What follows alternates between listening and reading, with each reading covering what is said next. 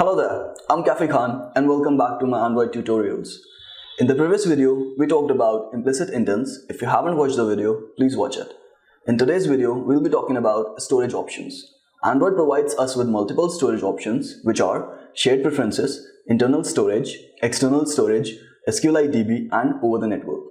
That gives us two types of storage, which are local storage and external storage. Local storage options are shared preferences, internal storage, and SQLite DB. Whereas external storage options are external storage media and over the network. Let's talk about these a bit. Shared preferences. It allows us to store and retrieve key value pairs of primitive data types like integer, string, float, boolean, etc. Internal storage. It allows us to store our files on our Android devices' local storage. SQLite DB. It allows us to store our structured data in the form of tables. External storage. It allows us to store our files on our external storage media like SD card. And over the network, it allows us to store our data on our servers. So, today we're going to talk about shared preferences, and to learn that, we're going to make a small login sign-up applications. So, let's get started. Let's create a new project.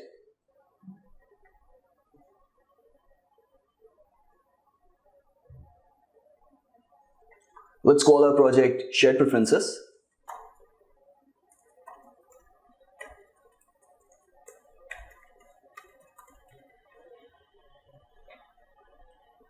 Let's hit the next button. Again, we're going to keep a minimum SDK as API 15. Why? So that our application runs on almost 100% of the devices running Android in the world. Let's hit the next button. Let's start with an empty activity. And let's call our activity login activity.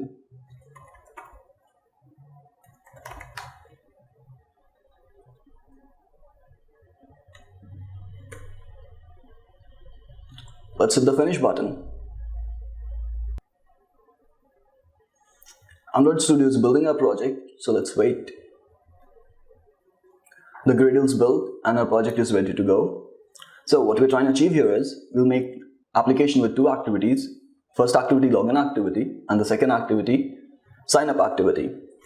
So the login activity will have a form, username, password, and two buttons, login and sign up. When the user hits the sign up button, the application will go to the next activity, sign up activity. Again, there also will have a form, username, password, confirm password, and a button to create the user. When the user hits the user button, it comes back to the login activity. So let's get started. First, we need the first activity, login activity. We've already created that. So let's start with the layout first. Coming to our XML file. Okay, let's close this. So let's switch to the text mode. Again, let's get rid of this constraint layout and start with a linear layout. Linear layout, and let's give the orientation as vertical.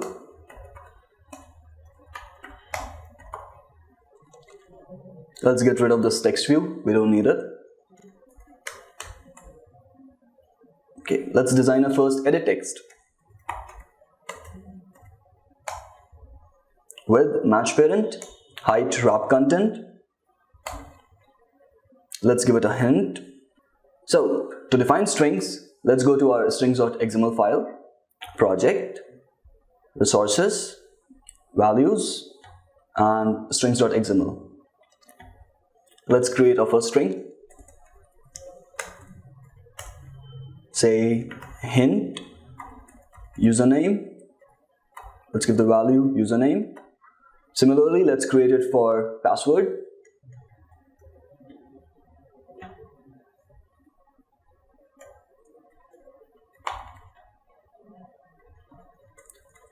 Hint password.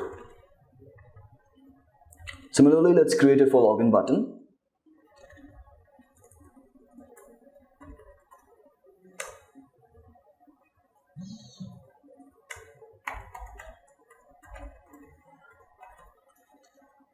And similarly, let's create it for sign up button.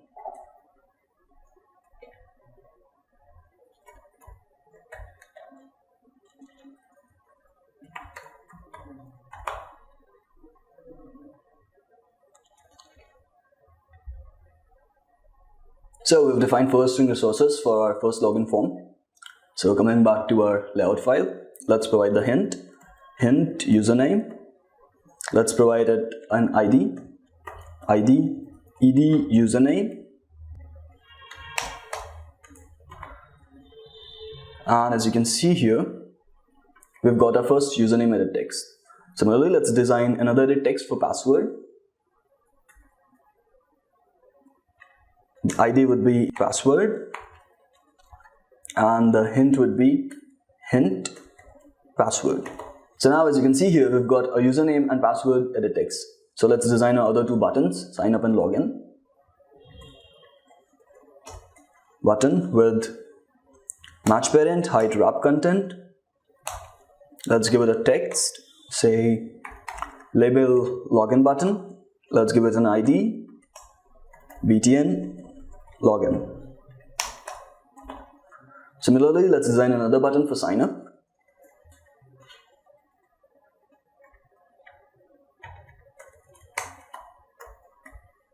And let's change the label to sign up button, label sign up button.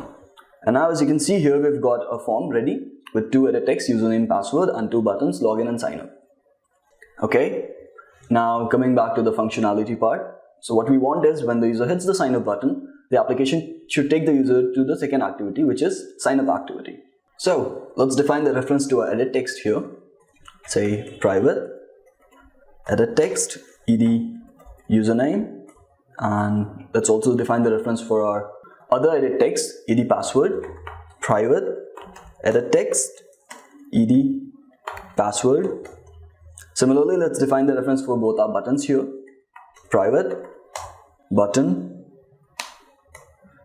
btn login, and similarly for sign up, private button btn sign up. We've declared all the objects, so let's initialize them. Say ed username is equal to find view by id r.id ed username. Again, just to recall, find view by id is an internal function of Android. What it does is it returns the view corresponding to the id. So here it's returning me the view corresponding to this ed username id. Similarly, let's initialize other objects.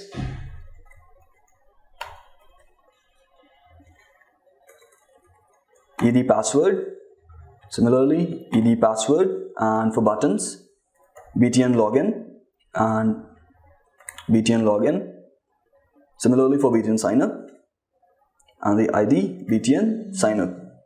Okay, now that we've initialized it, let's move on to the next step, which was when the user hits the sign up button, what we want is we want to start the next activity. So let's define an on-click listener to our button sign up, btn sign up, set on-click listener, new on-click listener. Again, just to recall, set on-click listener is an internal function of Android. What it does is whenever you hit this button, anything that's inside this on-click function will be called. Again, now we need our next activity, which is sign up activity. So let's create that. Project, right click on the Java, new activity, and empty activity. So let's call the second activity as sign up activity.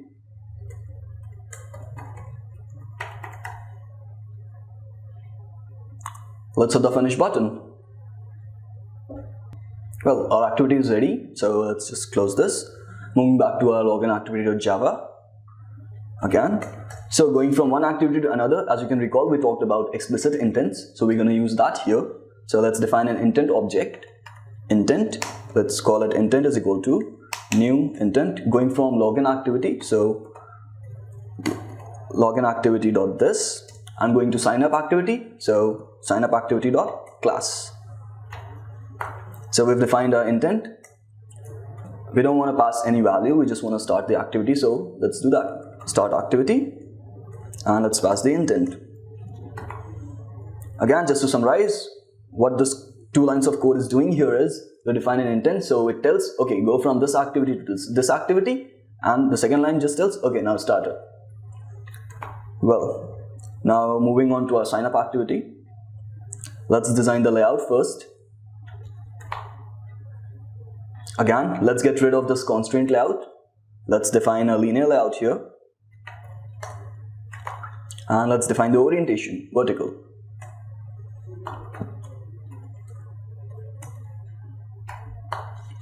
If you ever wonder how I automatically indent this, then just do Ctrl Alt plus L. Okay, so in the sign up activity, what we need is 3 edit text, username, password, confirm password, and a button, create user. So let's define a first edit text, username, edit text, again with match parent, height wrap content. Let's give it a hint. We've already got a string resource for username, so let's use that. Hint username. Let's give it an ID, ed, username. Similarly, let's design it for password. Okay, the ID would be ed password and the hint would be hint password. Okay.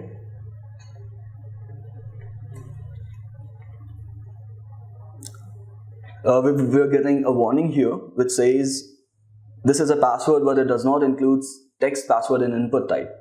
So in edit text, we've got an attribute input type where you can define if it's a string, if it's an email, if it's a password. So if you define it password, then instead of seeing the string, you see dots. So let's convert it into an input type password. Say text password. Similarly, let's design it for the login activity as well. So this was our password edit text. So let's give it that. And now the warning's gone. So coming back to our sign up activity, we've defined our username and password edit text. Let's design the confirm password as well. So edit text with match parent, height wrap content. Let's define a hint, but we don't have any such string resource. So let's define a string for that. String, say hint, confirm password. So this is confirm password. And let's also define the label for our create user button. String, label, btn, create user btn. Okay, let's give it a value, create user. Now coming back to our activity signup.xml, let's provide it with a hint. So which was hint confirm password. So now as you can see, we've got all 3 of our edit texts. So let's define our button now. With match parent, height wrap content, let's define a label. Say label create user button. Let's define ID for our edit text confirm password. ID, ed, confirm password. Similarly, let's define an ID for our button. ID, btn, create user. Okay, so now our form is ready. So coming to the functionality part now, sign up activity. So what we want to do is when user hits the sign up button, we want to fetch that username. We want to check if both passwords are same, and if both passwords are same, then we want to store the username and password in shared preferences. Okay, so let's do that. But to do that, we need reference of our views here. So let's start with that first. Private, edit text, ed username, private, edit text, ed password, private, edit text, ed confirm password, and the last private button btn create user. We've declared our views, so let's initialize them. Ed username is equal to find view by id r.id ed username. Similarly, let's initialize the other views as well. Okay, for our ed password, the ID was ed password.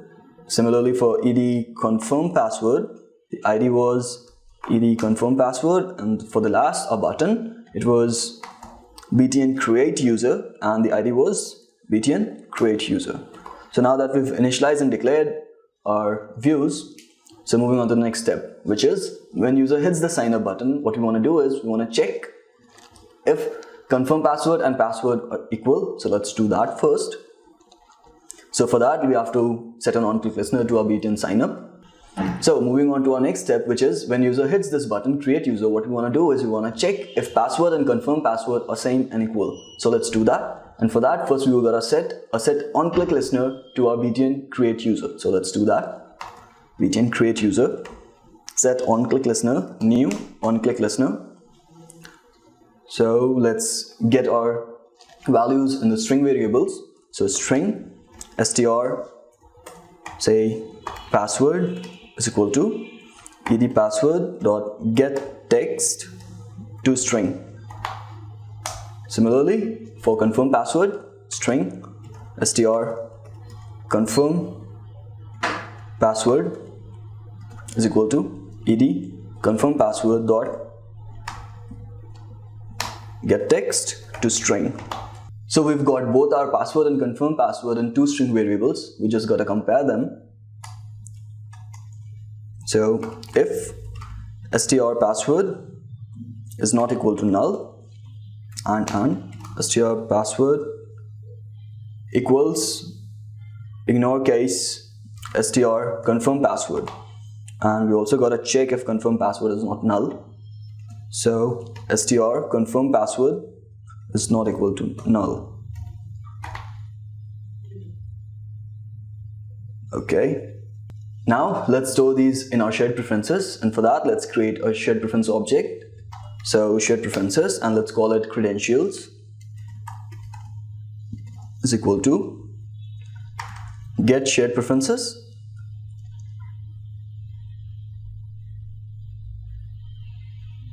say. So what this get shared preference needs is it needs two parameters, name and mode. So name is the name of our shared preferences which we want, and mode is in which mode we want that. So let's define the name of our shared preference here. So private final string credential shared pref is equal to our shared pref. Okay, so let's use this string final variable here, credential shared pref, and let's the mode be mode private. Sorry, it's gonna be context.mode private. Okay, so we've initialized our shared preference here. So, and to edit a shared preference, we need a shared preference.editor. So let's define that now. Shared preferences.editor. Let's call it editor is equal to. So our shared preferences credentials. So credentials.edit. So we've got a shared preference editor as well. So to store a value, all we gotta do is pass the values to this editor. So for that, let's see, editor dot put string, and again, as I told you earlier, shared preference takes the values in the form of key value pair. So let's define the key here. So for password, let's say it's password, and let's pass the value here, string password.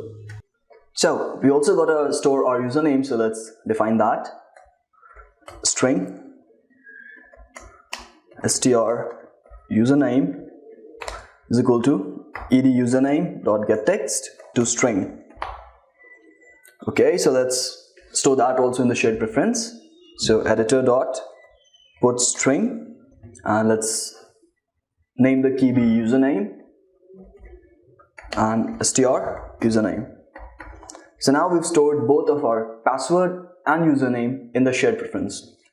So the last thing, you just gotta do editor.commit to store it. Editor.commit, and this would store both of our key value pairs in the shared preferences credentials. Okay.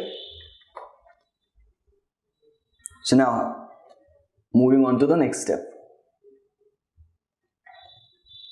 which would be all these things are done when the username and password is stored in the shared preferences. We want to go back to our login activity. For that, we just gotta do, say our activity is sign up activity. So sign up activity dot this dot finish. I'm just finishing my current activity. The way Android works is you've got a back stack for every application. So whenever you open an activity, it's pushed in the stack, and whenever you open another activity, it's pushed again, and when you finish it, it's popped out. So in our case, we opened login activity and then we opened sign up activity. So it was like login activity and sign up activity. So when you finish this, so this pops out. So we are back to login activity. So that means going back to our login activity. So now what we want is when user hits the login button, we want to fetch the username and password from our shared preferences and compare those with the entered by the user. And if those matches, we got to show the message login successful, and if they don't match, then show the message login failed. So let's do that.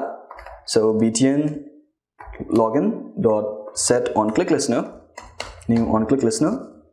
So when the user hits the login button, we got to fetch the username and password from the shared preferences. So let's do that. Shared preferences, let's call it again, credentials is equal to get shared preferences. What we want is these shared preferences to be there. So let's just copy paste this. Again, passing our shared preference name. So credential shared preference and mode context dot mode private. So context dot mode private. So this would give us our credential shared preferences. To get the values from here, we gotta store them in the variable. So let's create two variables. String str username is equal to say credentials dot get string, and we just gotta pass the key here, so which was username. So let's just copy paste here just to avoid any mistake. Similarly,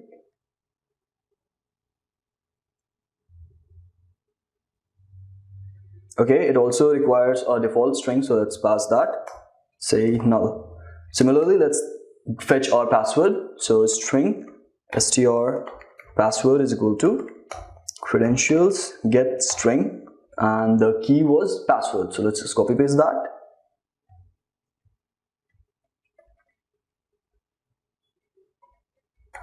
Password and default string null.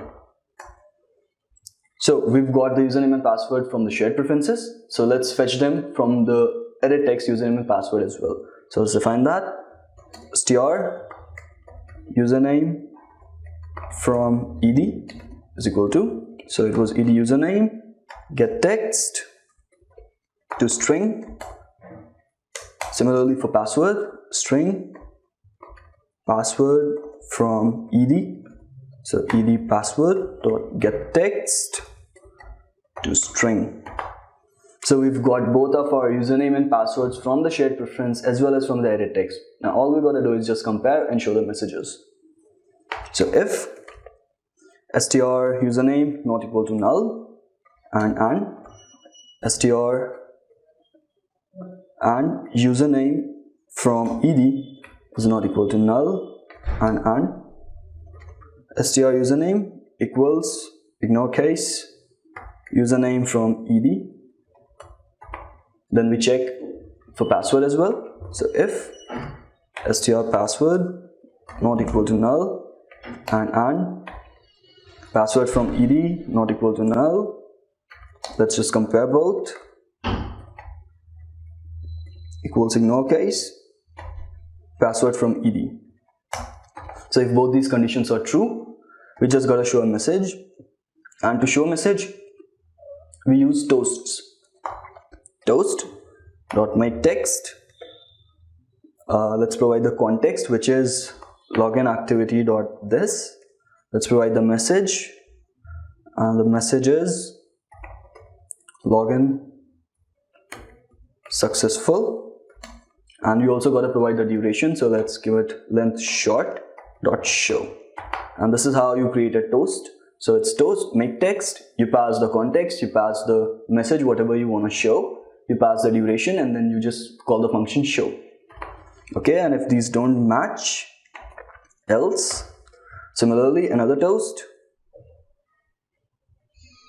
let's call it login failed.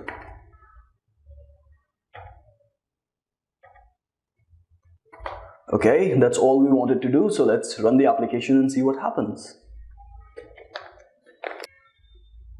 Okay, to run the application, you just gotta hit this play button, select the device and hit OK. Okay, this is Visor, we've already talked about that.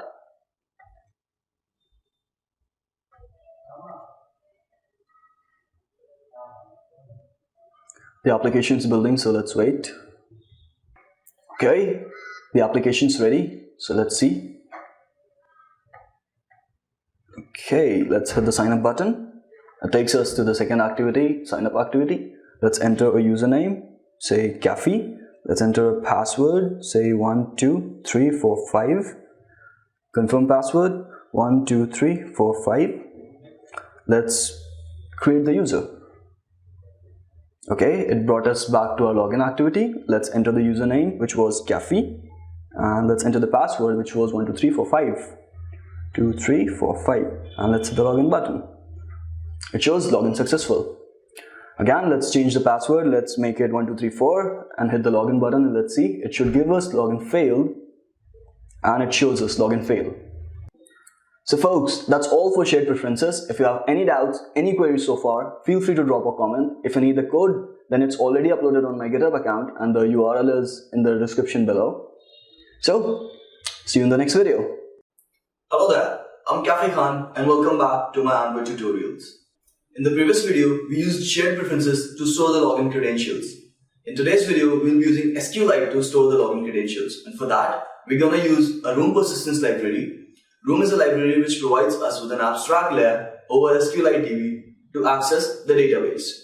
It has three major components: a database class, this defines our database; an entity class, this represents our table in the database; and third, a DAO class, a database access object. Here we define all the CRUD operations, which are create, read, update, or delete. So let's get started. We're going to use the same project which we used in the previous video so that we can compare shared preferences and local DB. And as you can see here, it's the same project, same sign up activity, username, password, confirm password, and same login activity. Username, password, login, and sign up. So let's get started. So as I told you, Room has three major components. So let's start with the database class first. So project, Java, a project directory, right click, new, package. Let's call this package dbutils. Why are we creating this package? So that we can create all our database related stuff in one package. Okay, let's create the database class. Right click, new, Java class. So let's call it local DB. So the OK button. Class is created. And to use Room, we have to add two dependencies. So let's add those first. So coming to our Gradle, as you can see, we've got two Gradle files. One is the project Gradle and one is the application Gradle. So we're gonna add the dependencies in application Gradle. And as you can see here, this is the dependency block. Here we add the dependencies, whether it's some Google SDK or it's some third-party SDK. So let's add Room over here. So implementation, Android dot architecture, persistence, Room, runtime, and version, which is 1.0.0. Similarly, let's add the second dependency.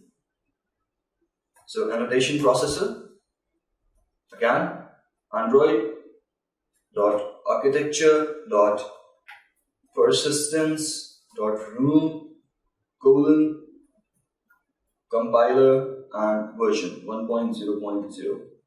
Let's sync the Gradle now. Well, the Gradle sync, that means room is ready to use. So let's just close this file.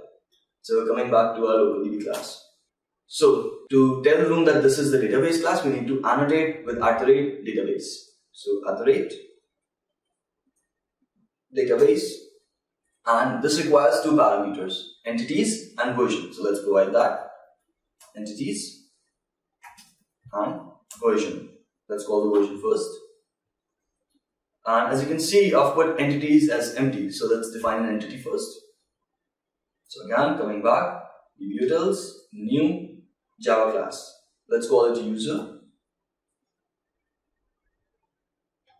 Again, to tell the room that this is an entity, we need to annotate it with @entity. So @entity. So let's define a model first. So in our model, we will be having a user ID field, a username, and a password. So let's define those. So private int UID, similarly private string username, and similarly for password. So private string password. So we've defined the model. Let's convert it into room entity. We've already given the annotation entity, and for this to be our table's primary key, so let's annotate that as @primary key. And I want this to increase every time I make an entry in the table. So auto increment. So we just got to write auto generate true.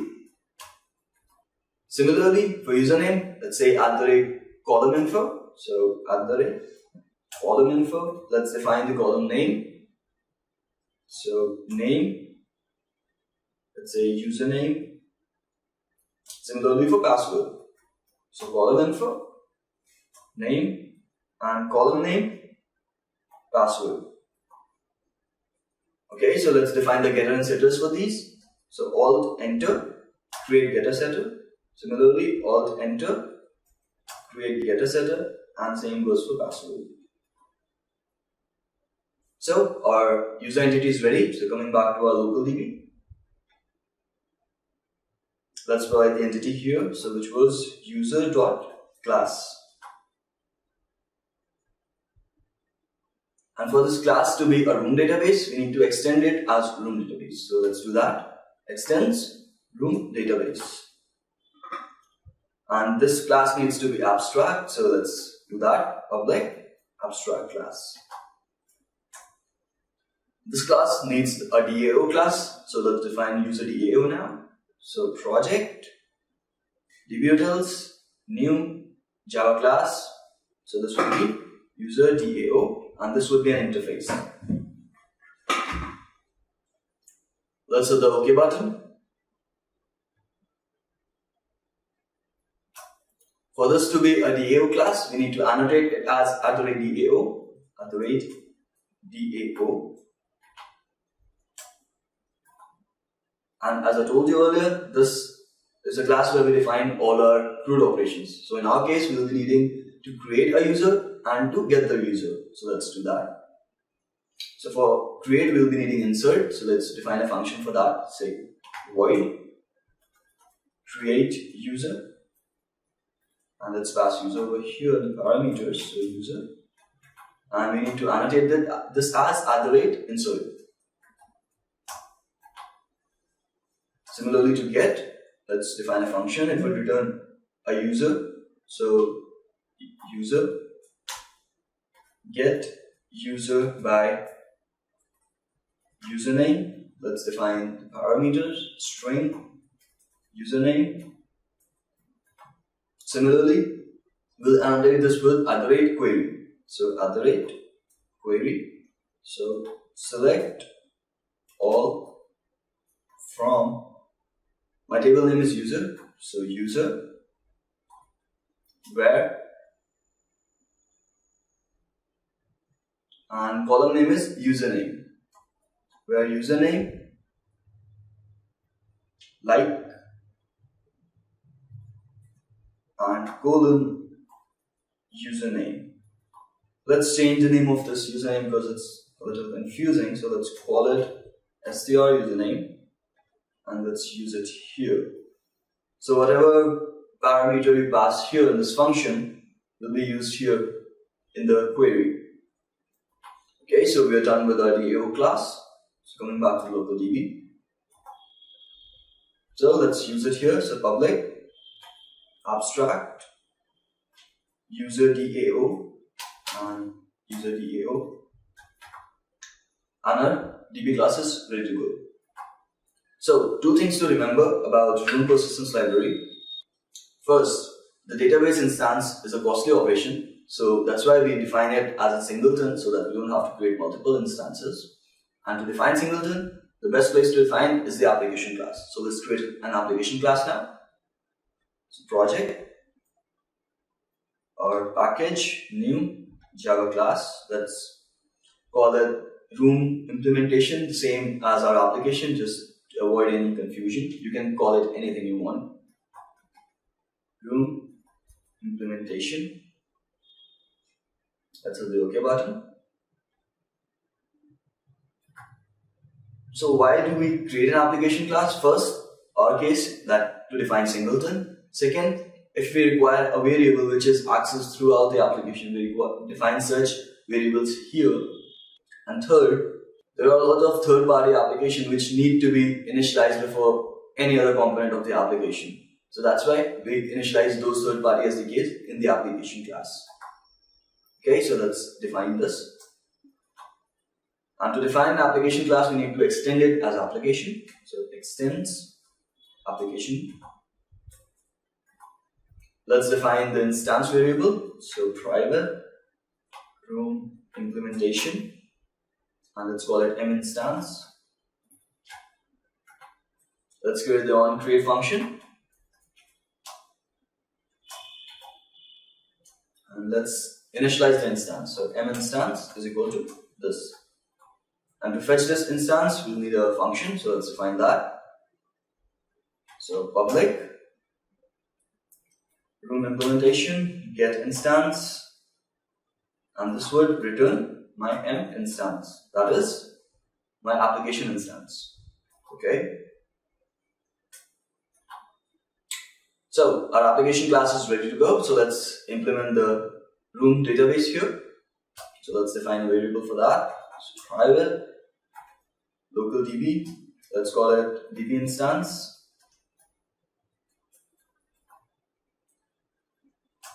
And let's initialize it here. So DB instance is equal to room dot database builder and get application context. Let's pass the database class. So local DB dot class, and let's define our database name. Let's call it local DB. Okay, let's hit the build function. So a local DB instance is created. So to use that, we're going to create another function. So let's call it, say, public and local DB get DB instance. This would return DB instance. And room implementation, this needs to be static. And so does this. Okay, so our application class is ready and we've implemented our DB instance. So now coming back to our sign up activity. As you can see, we've used shared preferences here to store our credentials. So let's comment this code.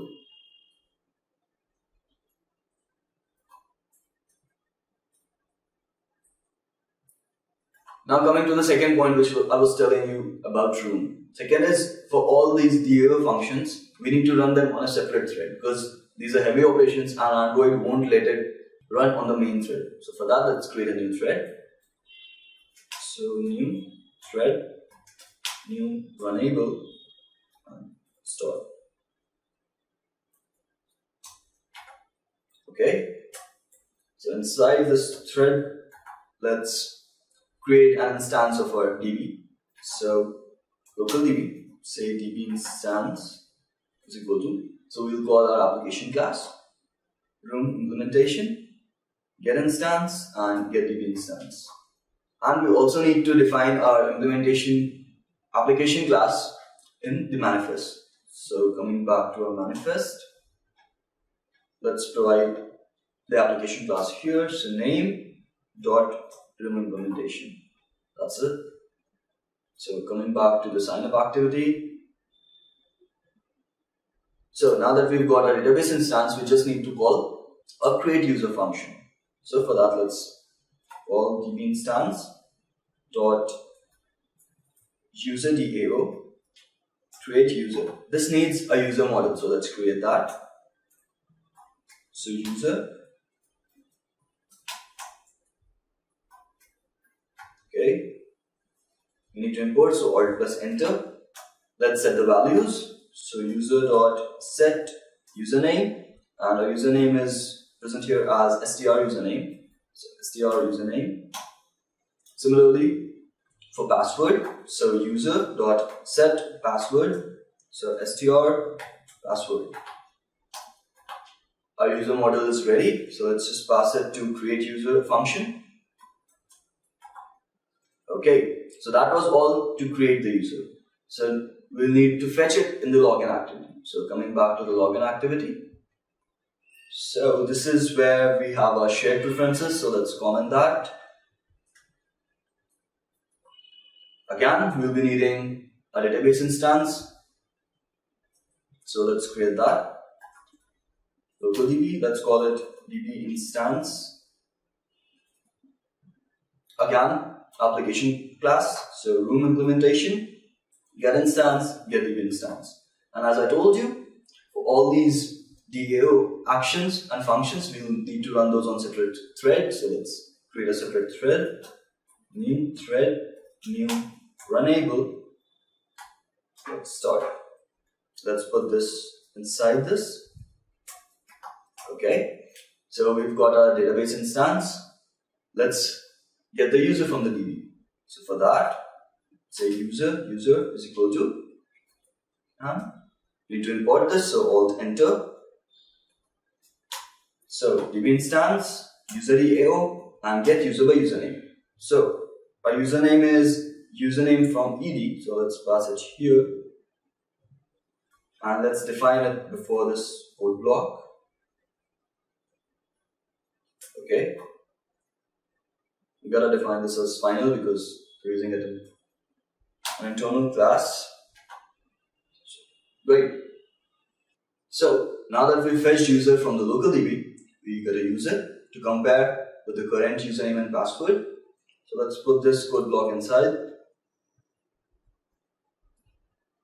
Okay. So instead of this str username, let's make it user if user is not equal to null, and user.get username. Similarly, for password,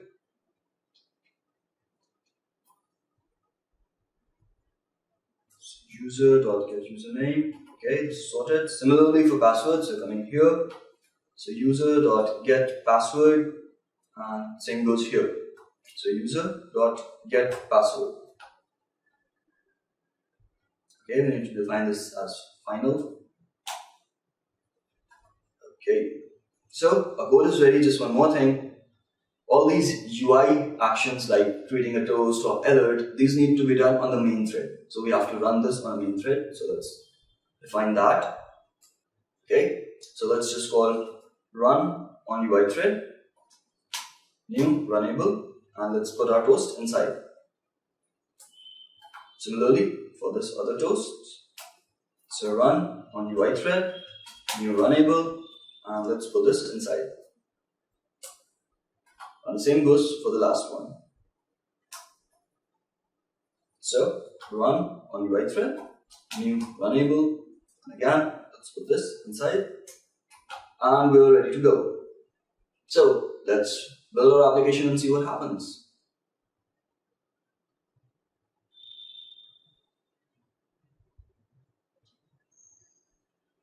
Okay,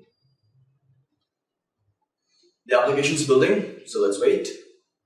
Okay, let's run Wiser to project our screen.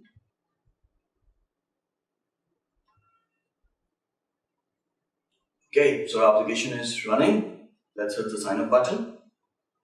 Let's create a new user. So let's call it Cafe, and let's give the password, say 12345. 5. Same, confirm password. So 12345. Let's hit the create user button. Well, our user is created, so let's try logging in. So Cafe, let's give the password 12345. Login. It says login successful. Let's try changing it. So QAIF, so login. It says login failed. So that means we created a user, we stored it in the local DB, and we fetched that user on the basis of username. That's all for SQLite using room persistence library. If you have any doubts, any queries so far, feel free to drop a comment and we'll get through them. Okay, so see you in the next video.